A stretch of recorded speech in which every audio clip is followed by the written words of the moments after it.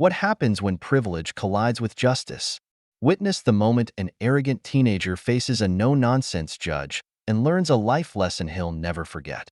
The courtroom was packed that morning, buzzing with quiet murmurs as people shuffled into their seats. It was a typical day at the Franklin County Courthouse. Except for one key detail, this hearing was drawing considerable attention.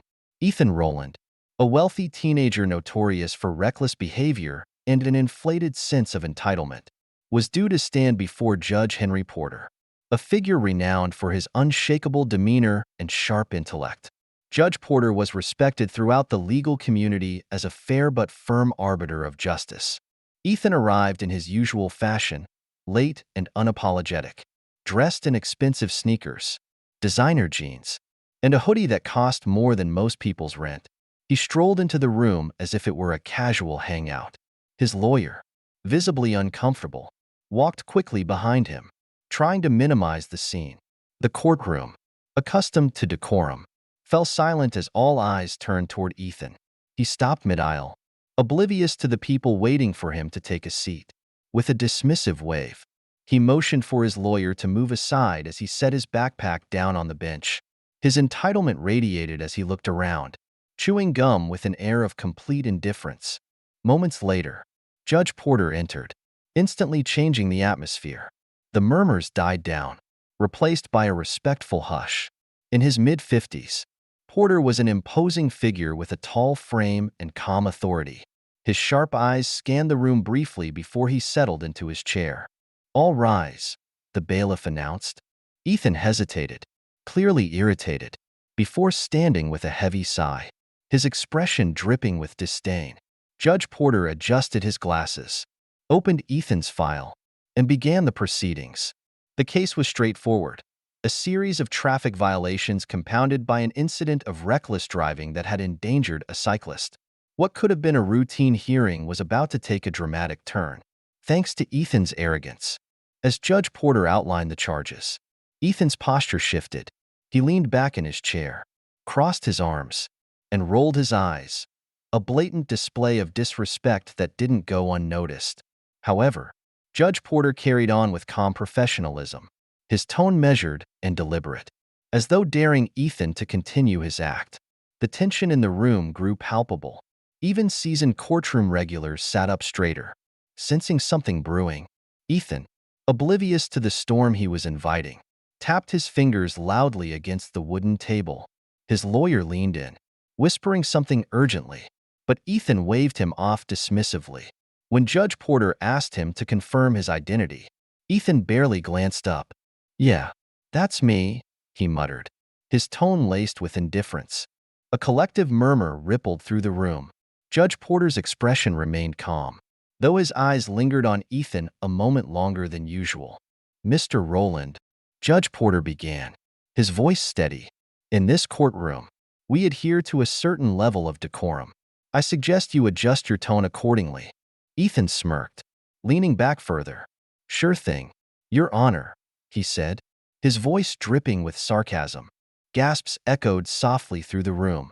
Even Ethan's lawyer buried his face in his hands, visibly mortified. Judge Porter remained unflappable. "Mr. Rowland," he said, his voice firm but calm, "do you understand the charges brought against you today?" Ethan rolled his eyes again, sighing audibly. "Honestly, no. It's just some dumb tickets and someone getting scared because I hit the gas too hard. This is a waste of time." The courtroom fell silent. All eyes were on Judge Porter as he carefully closed the folder in front of him. He removed his glasses, placing them deliberately on the bench. Time seemed to pause. "Mr. Rowland," he said slowly, his voice calm but carrying unmistakable weight, "I would advise you to choose your words carefully from this point forward." Ethan shrugged, feigning indifference. "What? It's not like I hurt anyone. This whole thing is ridiculous." Judge Porter's silence spoke volumes. He leaned back in his chair, fixing Ethan with a piercing gaze. "You believe this is ridiculous, Mr. Rowland?" he asked, his tone steady. Ethan scoffed. "Yeah, I do. I mean, come on. It's not like I robbed a bank or something. This is just overkill." Judge Porter nodded slowly, folding his hands on the bench. I see, he said, his calm demeanor only heightening the suspense. Let me clarify something for you.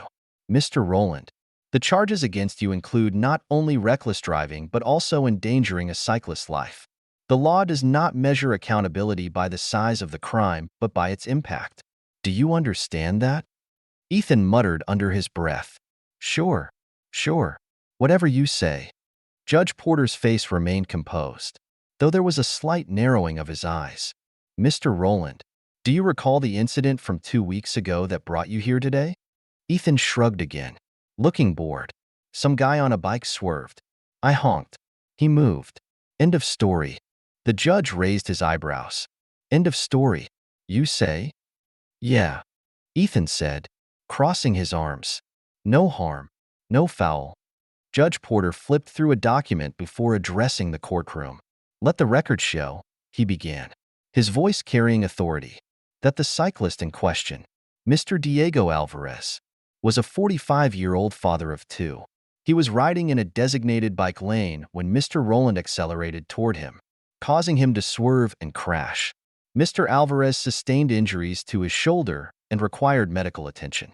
He has since been unable to work as a delivery driver. Ethan's smirk faltered. For the first time, he glanced at his lawyer, who whispered something urgently, but Ethan waved him off. I didn't hit him, Ethan muttered. He's fine. Judge Porter turned his full attention back to Ethan. Does this sound like no harm, no foul to you, Mr. Rowland? Before Ethan could reply, the judge gestured toward the gallery. Mr. Alvarez is here today. Would you like to hear from him directly? The air grew thick with anticipation. Ethan's confidence wavered as his eyes darted toward a man in the second row. Mr. Alvarez sat quietly, his arm in a sling, his weathered face showing no anger, only quiet disappointment. It was a look that cut deeper than words. Ethan shifted uncomfortably. I'm sure he's fine, he muttered, his earlier bravado now gone. Judge Porter leaned forward slightly, his presence commanding the room. Mr. Rowland, your dismissal of this man's pain speaks volumes about your character. But this isn't just about him. It's about the precedent we set when individuals of privilege believe they are above accountability. The courtroom was so silent that even the faint scratch of the court reporter's pen could be heard. Judge Porter tapped his pen lightly against the desk, pausing before delivering his next words. Since you seem unconcerned about the consequences of your actions, perhaps it's time you experience them firsthand, he said, his calm tone belied by the weight of his words. Ethan's bravado crumbled. What's that supposed to mean? He asked, his voice tinged with genuine worry.